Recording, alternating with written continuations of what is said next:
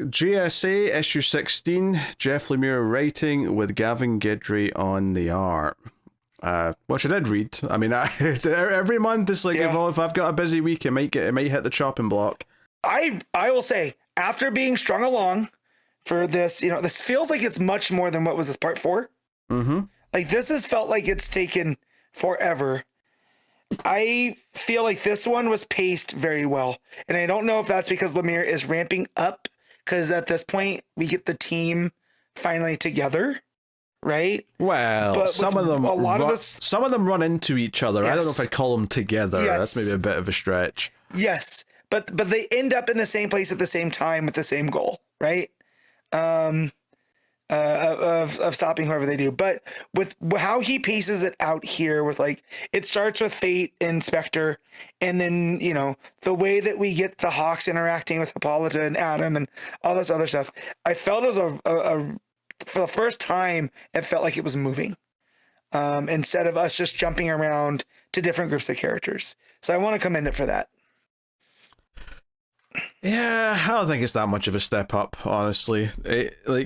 I mean, yeah, characters are together, so it feels like some advancement's been made, I guess, in that realm. But I feel like them bumping into each other really should have been earlier, if that's what was going to like get things moving. Like, I had no problem with them being split up for as much as they have been, if it felt like each story had done something meaningful in that time. But when I actually think about what some of these stories have been up until now, like, I think about the Hawks, right? Like, the whole thing is that Hippolyta and Atom are like getting ready to like jump on this like airstrip because they're moving cargo, and I don't know where the Hawks come flying in, and that's how they meet each other for the first time. And I was thinking about it, and I'm like, has anything meaningful actually happened with Hawkman and Hawkwoman in this story before now, right? Could this have just been the first time we saw them, was when they invaded this plot line and said, no, we've been tracking them since Peru? Because that's literally all you need to know. They've been tracking these bad guys since Peru. Yeah. Every single scene we got of them actually doing that was boring as shit. Fluff. Yeah, it was all fluff, which is why I feel like it's finally starting to move, and there's a bit more of an intention here versus them just showing us what they were up to in the lead up. Right? Because at least with Hippolyta and Adam, at least what they did to meet up and do all this stuff, we've got to see their relationship grow a little bit, versus the Hawks, who, it's just the Hawks, right? Like, it's Hawkman and Hawkwoman. We get their dynamic instantly when they're on here, and we didn't need any of that stuff beforehand. Those pages could have gone to literally anything else. So yeah. Yeah. I don't want to try and feign some positivity because, like, I want to like it more. Which is not to say that I think it's any worse than the previous few issues. It's kind of just on par for me. Obviously, they do the big reveal with the evil businessman, whatever his regular name is, who tries to drug Alan Scott and reveals that he's the Ultra Humanite on the last page.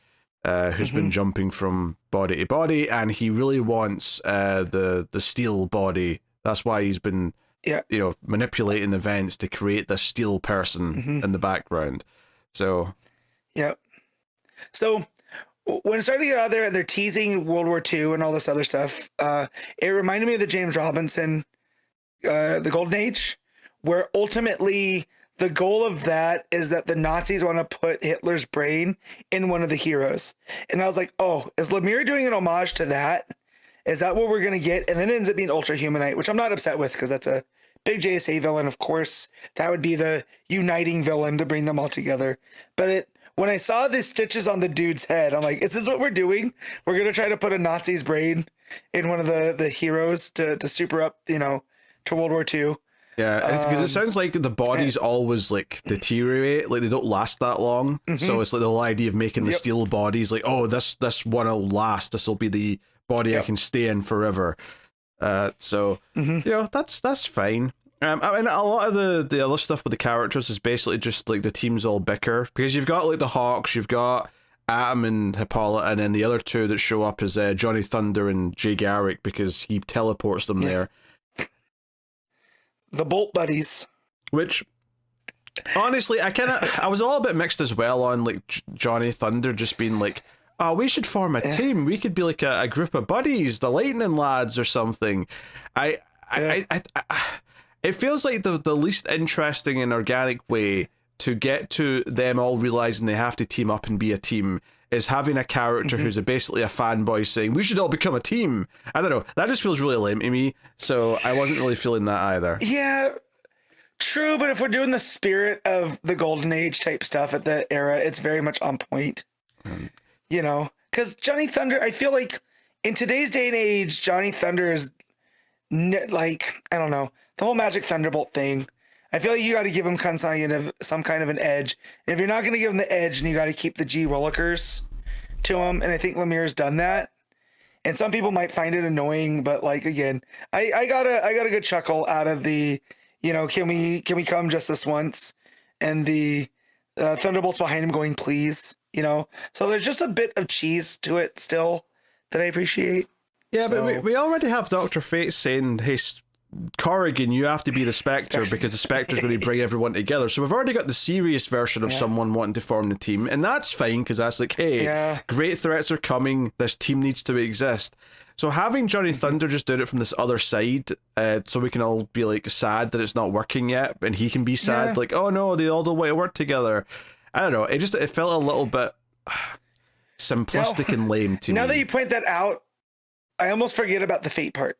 Because it's in the first part, and they don't. Well, that was the whole cliffhanger at the end of the last issue. Was Fate betraying the rules of interfering and trying to like convince the Spectre what to do. True, and it's just that one page. So, oh man, thanks for dampening my positivity on this. I just can't imagine 2 more issues of this making this a satisfying year 1. I just can't. This is now 2 full thirds of the entire thing, and I can't imagine we're going to get to the end of part 6 and be like, yeah, that really turned it around into a good year 1 story. Yeah. Also, it feels like it's been twice the amount of issues. When I got to part 4, chapter 4, I'm like, no way. This is only part 4. Like, I felt like we've been doing this for ages. So yeah, a bit of that. But again, I don't know. I guess I fell for the cheap pops here. With the Hawks and Adam and them arguing back and forth and him calling him small fry and whatever, you know, because I do love when they write Carter Hall to be a bit of a prick, and then that shows up here. So, damn it, yeah, I was no more Ultra Humanite though, like great reveal, you know, very very, you know, he's got the head things going on, and that's why, because the bodies keep burning out. It's how he ends up in that gorilla looking body that we're used to seeing him in. And yeah, and down the line he's gonna end up having the Monkey Prince as his grandson. You know, don't forget about Monkey Prince. Yeah, but that has nothing to do with this story. No, I know. I just wanted to flex. That was the last time we've seen the Ultra Human show up in anything. The steel guy in this in particular is Will Everett. I don't know who we thought it was at the end of the last issue, but yeah, we thought maybe Commander Steel type thing, but no, it's Amazing Man. Yeah. Because which is nice. I like that they're including him in the JSA Year 1 type stuff too, because he's kind of a hero that gets forgotten about a lot. Yeah, because he has a conversation with Will and San. It basically just sets up the ultimate, or the Ultra Humanite reveal, because he's like, oh yeah, this was done to me. He wants to use my body. You know, then cut to like the reveal to Alan Scott that that's who it is. So it's like, yeah, okay, it's readable. It's okay. I don't. It's not doing anything exciting. It's not doing any like. There's no sequences in here where I'm like actively like building anticipation to what it's leading to. You know, when I think of the last Year 1 that I read, which was Batman and Robin Year 1, and just so much of that was like the build to like, oh, Batman discovering what Clayface is, and like the build to how that's going to work out, and the relationship between Batman and Robin going through these strains, and you could kind of see how they might evolve over the course of the story. But here, all the characters, like, they meet and it's like, oh, we don't like each other, and by the end they'll learn to work together. But it's not like there's like relationships between these characters for the most part. Yeah, there's like, oh, one and done. Like, honestly, Hippolyta and Atom are like maybe like the most of a relationship that any two pairs of, or any two characters have had, for the most part, just in the sense that, oh, it started off with them not trusting each other, they're agreeing to work together. It's not that deep, but it's more than say, like, because here, like, some of the characters meet for the first time, like, oh, you hot characters, oh, you should let us take care of this, you amateurs. Oh, we'll all go off in our own directions then. Like, and that would be fine as the first meeting if it was like issue 1 or maybe 2. But this is 2/3 out of the story. We should feel a bit more evolved by now. That it should feel like some of these characters mean something to each other in some way. Yeah. I almost feel like it was a bit more of a mistake on Lemire's part to set them all apart, to make them come together in this grand fashion. Almost like maybe there's a smaller club of them that got together, and now now we introduce the Hawks and the Atom to that bigger group. But I don't know, man. You and your rationality dampering my fun. I'm sorry, but it's all a bit underwhelming. I can't really say much else about it. The art's perfectly fine as well, but it's not blowing my socks off either. God, I want it to be so much better than it is. Like, JSA Year 1 sounds like a great idea. JSA by Jeff Lemire also sounded like a great idea. And everything about it has been very underwhelming. Not the worst thing ever, by any stretch, just very underwhelming. Alright, Matt, what are you giving JSA?